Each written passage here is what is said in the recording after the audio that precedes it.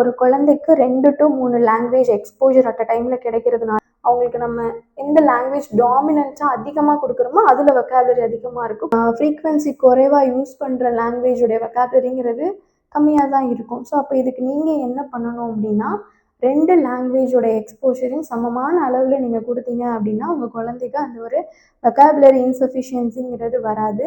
And இன்னும் ஒரு சில பேரண்ட் வந்து ஃபோர்ஸ்ஃபுல்லி லைக் நம்ம 2 லாங்குவேஜ் 3 லாங்குவேஜ் பேசுகிறோம், that should not affect our child அப்படின்னு நினச்சிட்டு நீங்கள் ஏதோ ஒரு லாங்குவேஜை மட்டும், அது உங்களுடைய ப்ரைமரி மதர் டங்காக இருக்கலாம், இல்லை எல்லாருமே ஸ்கூல்லலாம் இங்கிலீஷ் தானே இப்போ டாமினண்ட்டாக தேவைப்படுது, பேசாமல் நம்ம இங்கிலீஷே பேசிக்கலாம் எல்லாரும் அப்படின்னு சொல்லி வீட்டில் இங்கிலீஷ் மட்டுமே ஃபாலோ பண்ணுவாங்க.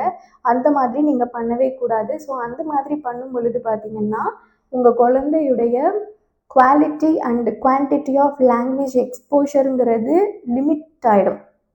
ஸோ அது குறைவாக தான் உங்கள் குழந்தைக்குங்கிறது கிடைக்கும்.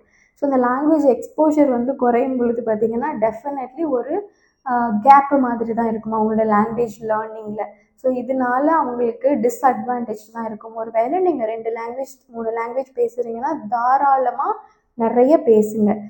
ரிசர்ச்சில் என்ன எவிடன்ஸ் ஆகிருக்குன்னு பார்த்தீங்கன்னா உங்கள் குழந்தைக்கு 1 இல்லை 2 இல்லை ஈவன் நீங்கள் 4 லாங்குவேஜ் வந்து 5 இயர்ஸ்க்கு முன்னாடி நீங்கள் கொடுத்தீங்கனாலும் அவங்களுடைய பிக்கப் ரேட், அந்த ஃபஸ்ட்டு லாங்குவேஜ் எவ்வளோ ரேட்டில் எவ்வளோ ஃபாஸ்ட்டாக பிக் பண்ணுறாங்களோ அதே மாதிரி தான் அது பின்னாடி இருக்கக்கூடிய 2வது 3வது லாங்குவேஜுடைய ரேட்டுங்கிறது ரொம்ப ஃபாஸ்ட் ப்ராசஸிங்காக தான் இருக்கும். ஸோ இதனால வந்து எந்த ஒரு டிலேவோ கன்ஃபியூஷனோ அவங்களுடைய காக்னிட்டிவ் எபிலிட்டிலாம் வந்து அஃபெக்ட் ஆகாதுங்கிறது ரிசர்ச்சில் எவிடன்ஸ் ஆகிருக்கு.